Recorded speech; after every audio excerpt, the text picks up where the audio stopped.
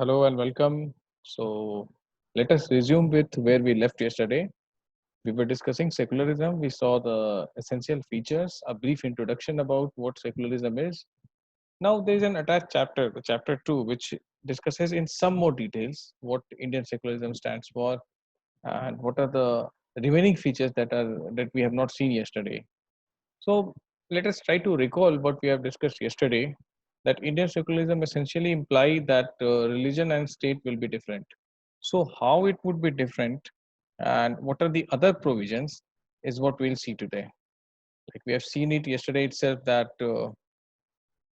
Indian constitution allows individuals the freedom to live by their religious beliefs. So, because of this religious beliefs, me and you can practice whatever religion we follow, we choose to follow, and it is also like that we are born into a religion. We may choose not to follow that religion. We can it's written here, there are most likely to be one group which will be majority. So we have seen that tyranny of majority, which said that the Hindus are in majority in India, and even in some states where Hindus are not accorded the status of majority, like in Northeast, and when Kashmir was a state, there also Hindus are not treated as minority despite the PIL that was filed last year. So till date, the status is that Hindus are majority in India, despite being in some states, despite they not being majority. The numerical strength is not in their favor. Still, on a whole, they are treated as majority. So the majority should not, threaten the minorities. So this is why Indian secularism makes these provisions where minority rights, religious minority rights, are remain protected, and there must not be a day where the religious majority overasserts itself and engulfs the minority. So it also gives freedom to individuals to exit from their religion. You are born into a religion, you can choose not to follow that religion, embrace another religion, you can convert. So conversion is a constitutional right. However, there is a caveat attached. It must be voluntary, and there must not be force or deceit. Deceit is dhokha. Deceit must not be used. So, if you are impressed by some other religion, you can convert from the religion into which you were born to a particular religion, but it not be under the influence of money or fear or something that is unscientific. That if you convert, then so and so thing, good things will happen to you. Your disease will be cured. So these will be counted under deceit. That is not allowed. Again, you have the freedom to interpret your religious teachings differently. It's not like that you just have to abide by what one says. You can interpret it the way you want. And again, we shall see here that some examples are given. Celebration of religious festivals. So remember your school days when you started your morning prayer, the assembly. Now we all used to pray in our schools. In government schools, you cannot do prayers like it's written here. Government school cannot promote any one religion either in their morning prayers or through religious celebration. This rule does not apply to private schools. And any uh, anyone like state, there is one line which I wanted you all to read and tell you something more about that. In India, government space like law courts, police station, government schools, and offices are not supposed to display or promote any one religion. That's a fact. And you won't see images of any god or goddess in police thana or in any court or in any other government offices. Having said this, the motto of Supreme Court of India, you can check it on the Supreme Court website. It says, Yato dharmos tato jaya. Now, this is a verse taken from Mahabharat. When Duryodhan was going to fight the war, he asked his mother, Gandhari, that bless us, O mother, so that we can defeat Pandavas. And she said, Yato dharmos tato jaya, which means wherever there is dharma, victory shall be there, which means you will not win. So that is where it is written on the Supreme Court, the motto, Yato dharmos tato jaya, taken from Mahabharat. Police stations. You know what is the motto of UP police? Paritranaya sadhunam vinashaya cha dushkritam. That this is a verse taken from Bhagavad Gita when Lord Krishna tells Arjun. So here we are reading in class 8 NCRT that government space like law courts and police station, and then I stated two facts to you, that one about the Indian Supreme Court, second about Indian police. If you see Indian Coast Guard, their motto is Vyam Raksham, again taken from Hindu Vedic text. So there is more to this discussion currently beyond the scope of current text that we are dealing with, but certainly we'll come back to it. We'll revisit this concept secularism, because what is written in class 8 NCRT is not the end of secularism. For the moment, let us confine ourselves to the text. And further, it says that Indian secularism works to prevent the domination listed earlier is through a strategy of intervention. What earlier they are telling about? There is a story where a Sikh is Sikh, Sardar.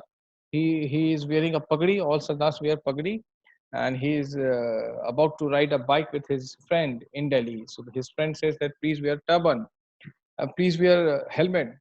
You are wearing a turban. If you don't wear helmet, then you will be penalized. You will be fined. He says, no, I'm a Sikh, so government cannot force me to wear helmet. I will wear pagdi because this turban, this pagdi is essential to my religious belief.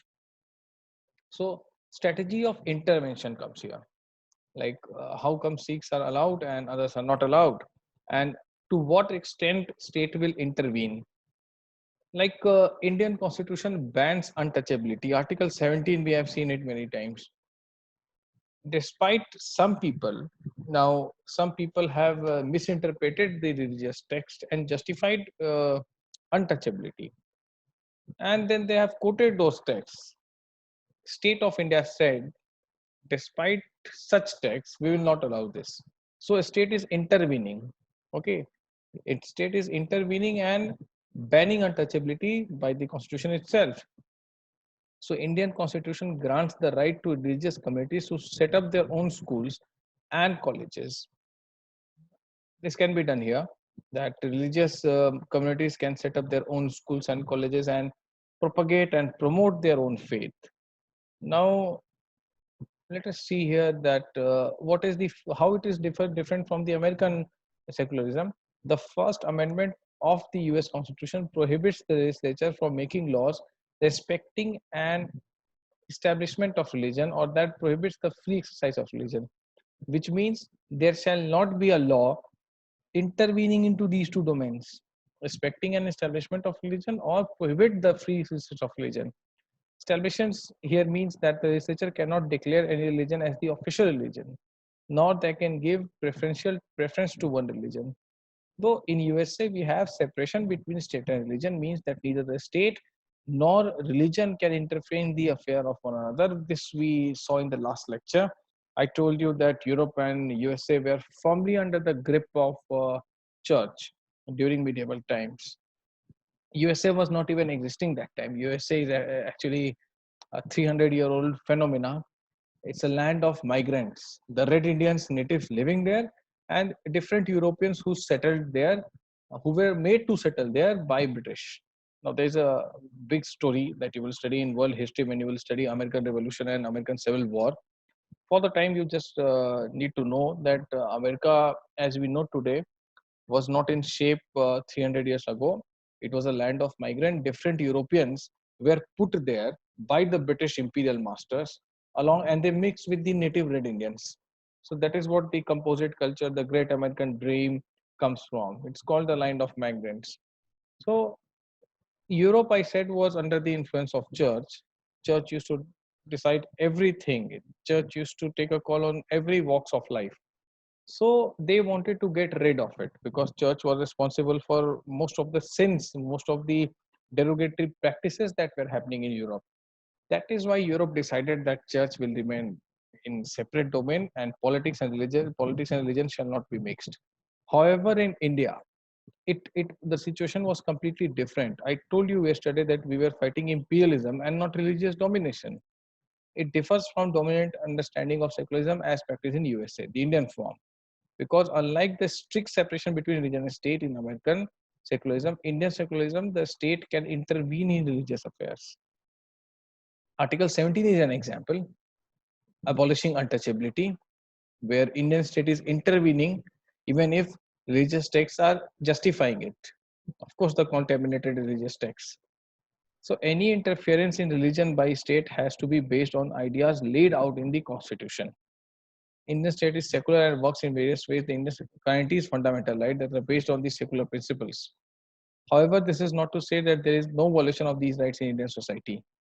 So this is a complete our summary of the module of secularism.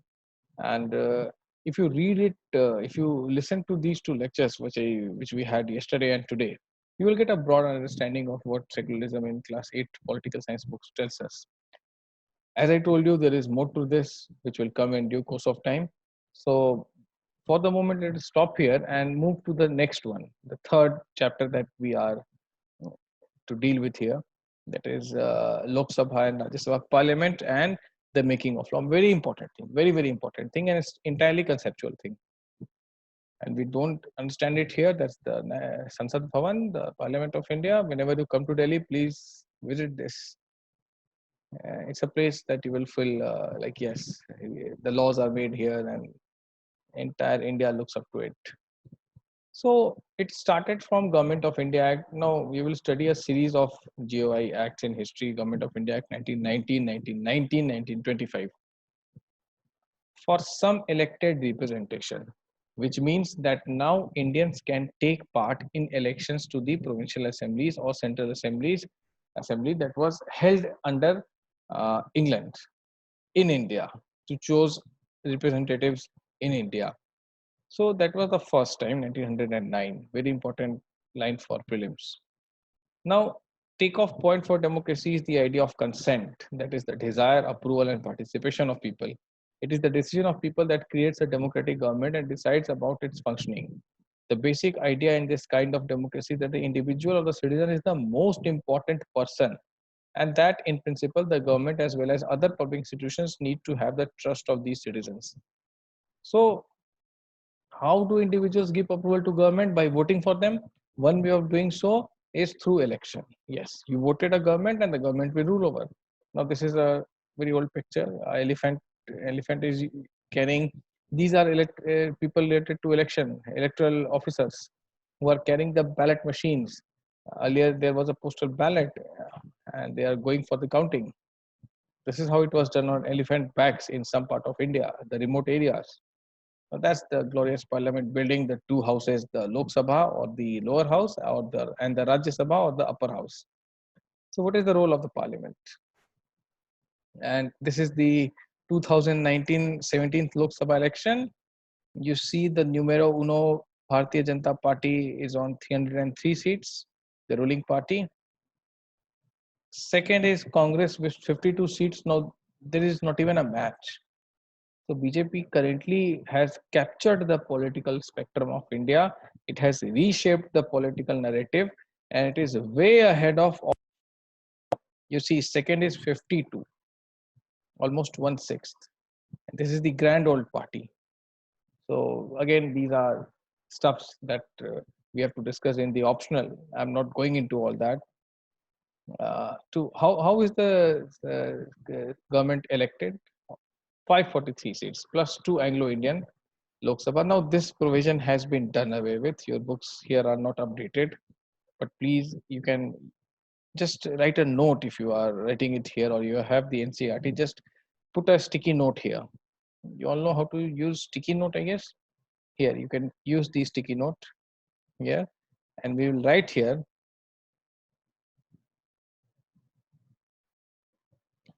Anglo-Indian 2 seats.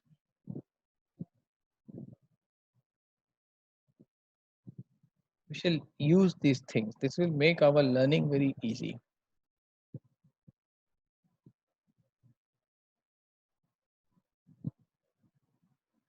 Just do this.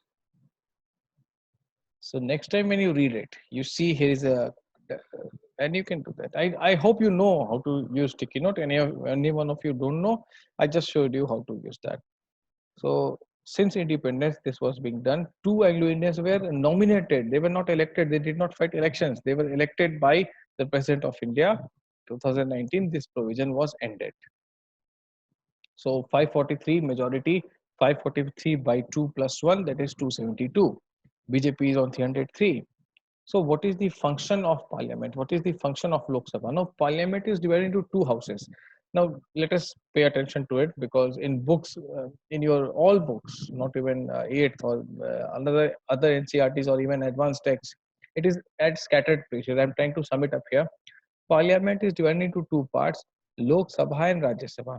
Lok Sabha 543 seats, Rajya Sabha currently 245 seats. So actually, it can be 250 in Rajya Sabha. Currently, it is having 245 or 248. I'm confused between these two numbers. Maximum limit would be 250 in Rajya Sabha. 543 in Lok Sabha. Anglo Indians are gone. 272 you need to run a government, to make the government, to be the government of India. Now, what is Rajya Sabha? Whenever election happens, entire India is divided into 543 constituencies. I have given you this example. Your city Hyderabad has an MP, Mr. Owaisi. Delhi has 7 MPs, because Delhi is bigger than your uh, your city Hyderabad. So similarly, Rajya Sabha. Now, what is Rajya Sabha? There are no direct elections. Every state has a fixed seat in Rajya Sabha. I'm repeating it. Please listen to this attentively. Every state or UT, Union Territory, which has a legislature. Now only two UTs have legislature, Delhi and Puducherry. Third one would be Kashmir, but good 1 year, 1 year is left, I guess, because of lockdown. Delimitation Commission is taking its own time to give legislative assembly to Jammu Kashmir. So currently only two have. So all the states and two UTs having assemblies have representation in Rajya Sabha. Now that is entirely based on the population of that state. Therefore, Uttar Pradesh, the most populous state of India, has 31 Rajya Sabha seats. Okay. Uttar Pradesh has the highest Lok Sabha seat as well, 80 seats. So 80 seats and then 31 Rajya Sabha seats. Now, how would these 31 Rajya Sabha seats be filled from UP to Rajya Sabha? Like 80 seats in Lok Sabha, so whoever wins, like elections will be fought, Lok Sabha elections. These 80 seats are part of those 543 seats in Lok Sabha. But 31 seats to Rajya Sabha, how it will be filled? That will depend on UP Assembly. Now try to understand this. UP has an assembly, Vidhan Sabha. Yogi Adityanath ji is the chief minister because his party BJP of 403 Vidhan Sabha seat won more than 300 seats. Okay, BJP in UP of total 403 Vidhan Sabha seats. In Lok Sabha, UP has 80, in Rajya Sabha 31, in Vidhan Sabha 403. BJP won more than 300. Yogi Adityanath became chief minister.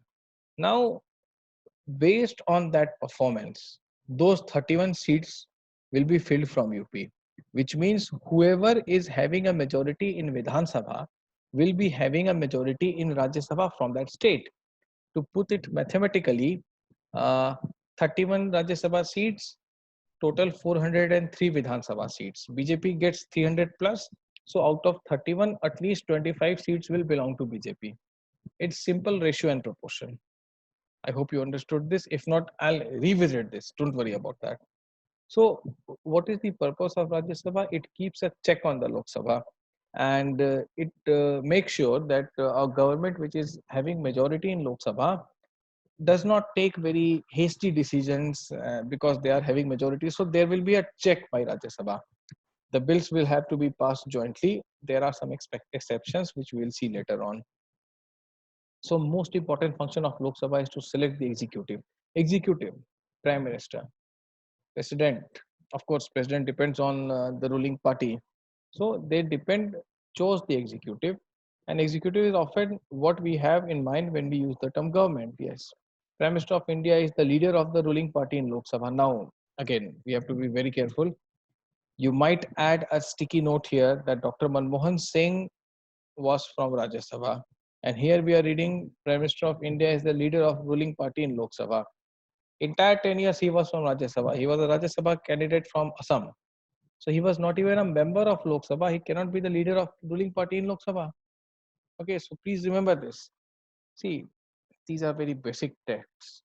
But when I teach them to you, I have the larger picture in mind. I know don't have to appear for standard 8th exam. You have to appear for UPSC. That is why I keep adding these things when we are learning from NCRTs, because anyhow you have to know those things. So then you don't because you should not have that impression that in NCRTs we learned this and now you are telling us this. This is for 8th standard students. You may add a sticky note here that despite uh, Dr. Manmohan Singh being from Rajya Sabha, he was the Prime Minister. So this line is not 100% true, is what I want to tell you. Now, moving ahead, the Rajya Sabha can also initiate legislation and a bill is required to pass through Rajya Sabha in order to become a law. Yes. Now, lawmaking is a very technical process that is not given here. I'm not going to explain it here. Just you need to know that a bill, what is a bill? Bill is a proposed legislation. To make a law, government brings a bill. When this bill is passed in Lok Sabha and in Rajya Sabha, it can be either ways, or in Rajya Sabha and then in Lok Sabha, then it becomes an act. Act is law. So for a bill to become a law, it has to be passed in both houses, Lok Sabha and Rajya Sabha. This is where Rajya Sabha comes into picture, that any government having majority in Lok Sabha should not pass such bills that undermines the democracy. So Rajya Sabha will keep a check. Again, we'll see these things in very details. Now, there are some bills who do not require consent of Rajya Sabha. Money bill, in due course of time, we'll come to these discussions. Parliament while in session begins with a question hour. Again, Lok Sabha begins with question hour. Rajya Sabha will have 0 hour. This provision was recently introduced. Mr. Hamid Ansari was the Vice President of India, and Vice President of India is the ex officio chairman of Rajya Sabha. So, under his tenure, this change was brought, which we shall see when we will finish NCRTs. So, this is what who are the people in Parliament? Parliament now has more and more people from different background, and you see the voter turnout is given here. Highest number of voter turnout we have in 2019 elections, 1767%. So you see, it's increasing from 2009 to 15. It's a very good sign, it's an encouraging sign that people are turning out in more numbers to vote. We all should vote, and it should be somewhere around 75-80%, which I think will be achieved in coming elections. So, representative democracy cannot produce a perfect reflection of society. There is a relation that when interest and experience separate us, it is important to ensure that communities that have been historically marginalized are given adequate representation. There is a provision for SC and STs in Lok Sabha and Assembly elections. With this in mind, some seats are reserved in Parliament for SC and ST.